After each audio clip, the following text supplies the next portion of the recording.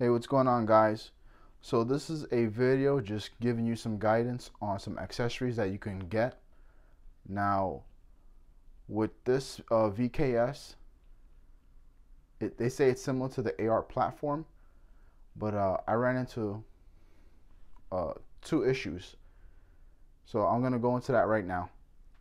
So as far as the selector for your safety switch, you cannot use an AR selector. I had an issue where this would not, this switch, when I try to put a ambidextrous switch, it wouldn't work properly with it. So I ended up putting back the stock selector. And also, the spring that the VKS comes with is very thin. So what I did was I actually bought an AR-15 spring kit, and I installed the AR spring. Now I'm going to show you what the spring on the VKS comes with. So this is the spring that it comes with. It's very small and thin. The new spring that I installed is thicker, and it has more of a stronger click feel to it. So I bought this Armor Spec AR parts kit, which is a selector switch and a spring and a detent for the selector. The detent on the VKS is thinner than this, so you can't use this. This is too thick for the VKS. You would have to modify it in order for you to install it, so that way you could have a nice click for your selector switch. So I want to go over the handguard. So this is a key mod handguard made by Leapers UTG. And this key mod handguard is about just over 7 inches long. This is a drop-in handguard for ARs. You could do key mod. You could do M-Lok. There's 2 variations for the M-Lok that I saw. So there's 3 particular drop-in handguards you can use. Now, this video, I'm going to leave links for the accessories, so that way it's easier for you to buy. Now, the handguards that I'm going to leave links for are the only ones that would fit. If you try to put a free-floating handguard on here, it would not work. The reason why is a free-floating handguard, when you put it on, it will mount and everything, but the way it's designed, the barrel will be wiggly. And if you try to use any other handguard, you would run into the problems where the barrel will shake when you try to, like, launch a projectile. So it's very loose, the barrel. So a free flow handguard ain't gonna work unless you modify it. Then you would have to change the barrel if you want, and no barrel is gonna fit it because you would have to modify something inside. You can't put a FSC barrel in here and run it as a short handguard if you wanted to do like a 4-inch handguard. So what happens is the barrel right here, this piece right here is a tube that goes all the way down. And this tube secures the barrel so it stops it from wiggling. So that's the reason why this setup is here. But you could do the drop-in handguards and it'll look amazing. Now, what I have here is the Magpul. It's the Moe K2. It has a rubber texture on the grip. These run for about like $23 or $25. And I have here, this is a Strike Industries riser, low profile riser, T1 mount. Now, these are more designed for like the aim points, but this is a T1, so it fits with that kind of body style with the mount. So I'm running a Hollow Sun. Before I get into the Hollow Sun, this Strike Industries riser is about $40, and this is the Titan version.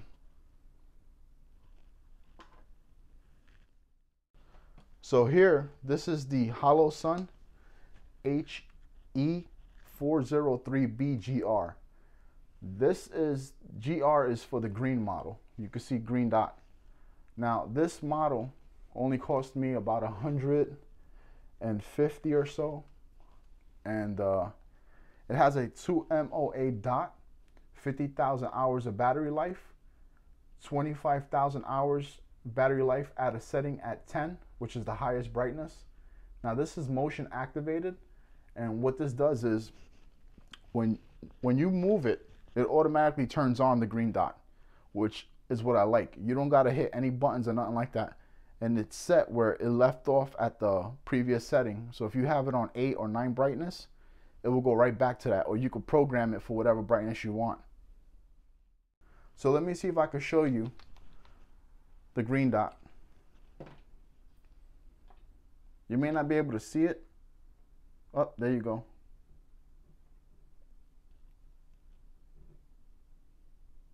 So the dot looks big on camera, but it's actually small, and the lens is very clear. So I really like the HoloSun setup. It looks good to me, and it's very clear lens. So the torch that I'm running on here is a Olight Odin. It's a 300 meters of throw and 2,000 lumens. Now, when you turn it on, it will be at 2,000 lumens for 2 minutes. Then it will drop down to 1,000 lumens for 9 minutes. Drop down to 760 lumens for 125 minutes. Then it will go to 300 lumens for 24 minutes. This was very inexpensive. This is about, I would say, $169. So the Olight Odin has a magnetic disconnect. So you just pull this back, it unclicks, and you can take it off. Now this does have a button that you can use to turn it on and off. And you want to secure this back on, just put it on and then click it forward. And you do have a pressure pad right here that it comes with. And it has a mount that you could either run it this way or you could run it this way sideways. And it has a quick disconnect system. So when I want to take it off, all I got to do is turn this to unlock it, click it, slide it out, and I could charge it. So to put it back on, what you do is you just slide it in.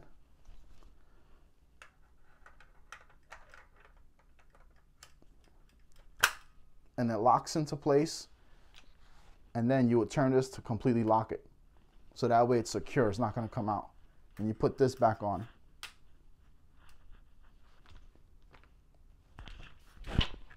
Now I'm going to leave a link in the description below where you could get that as well. Alright, so this is the barrel for the VKS. As you can see that this has a wider groove compared to a FSC barrel, which has a smaller guide. So these grooves, it has a pin inside and it guides it in to lock it into place. The same thing with the FSC. Now when you put them side by side, you can see the size difference. The VKS has a much bigger one. So you're not going to be able to switch out the barrel and use the FSC barrel, or let's say you wanted to use another kind of barrel, because I think you will have to modify the VKS for it in order for that to work. So I just kept the drop-in handguard system, and I didn't want to mess with anything as far as modifying anything inside. So I am running a sling, which is a 2-point sling, and this sling is basically an eBay sling. It only costs like $11. I'll leave a link for that. And also the quick disconnect mount that's on here, that's a generic mount for the QD sling. It's not the same one as Magpul's, but it looks just like it. And that was about, I think, $10 or so, maybe $8. So I just, you know, it works good and I have no issues with it. Now, the back of the buttstock, I have this system here. Now, this system here, it's made by Grove Tech. Now, this Grove Tech system allows you to have the quick detach on here, because this hole here has no purpose that I know of. It doesn't lock into place. It looks like it does, but it comes right out. So I don't know what's this about. So I had to go with this route so that way I can hang it over my shoulder. And it's very secure.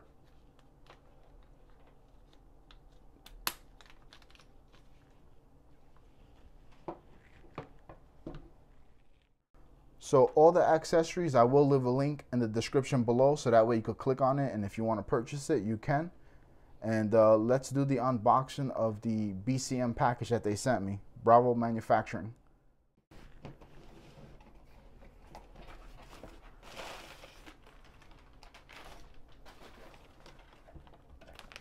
So I got a hat right here. It looks like a beanie.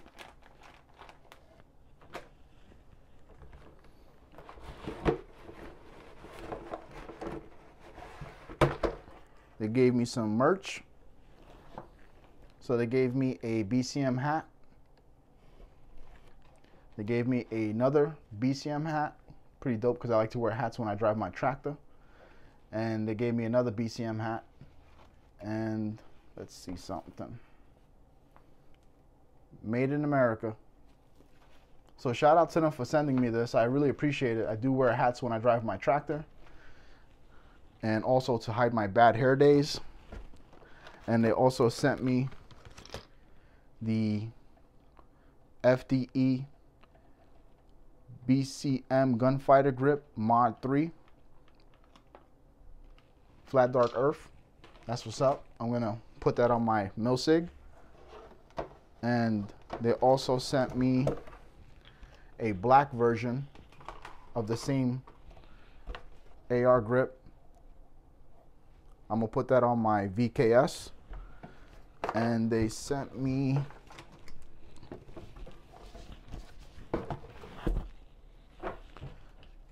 some stickers as well. So big shout out to BCM for helping my channel out, supporting my channel. I appreciate that. And that was cool that they actually sent me this, you know. And I'm gonna install it, and I'm gonna show you how to install it.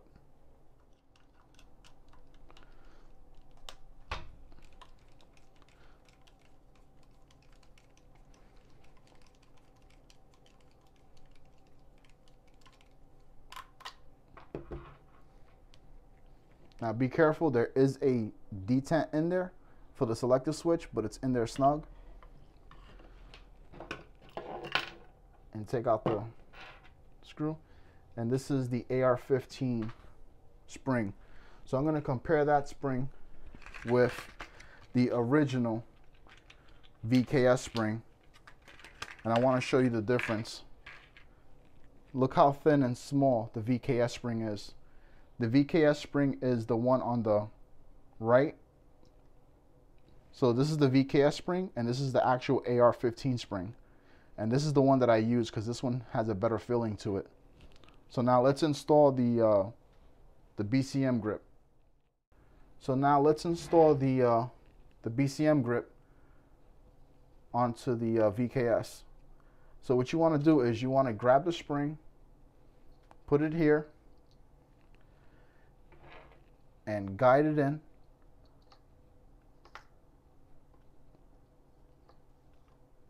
It's a little bit snug.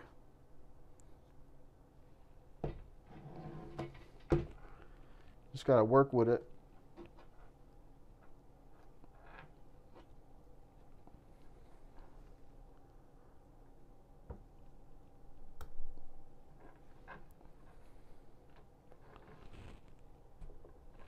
Okay, make sure that lines up with the spring and just push it in.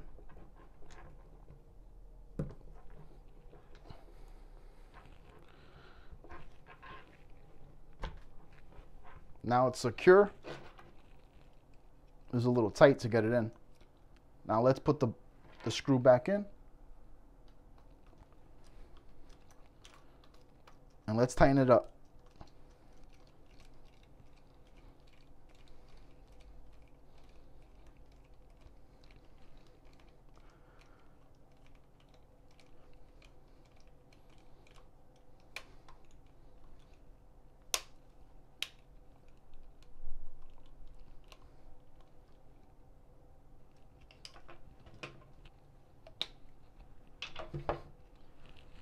And that's it. So comment below if you guys like this grip or do you like the Magpul grip.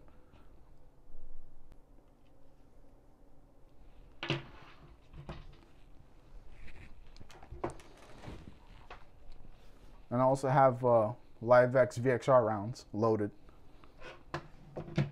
So if you like this video and you found it helpful, click subscribe, leave a thumbs up.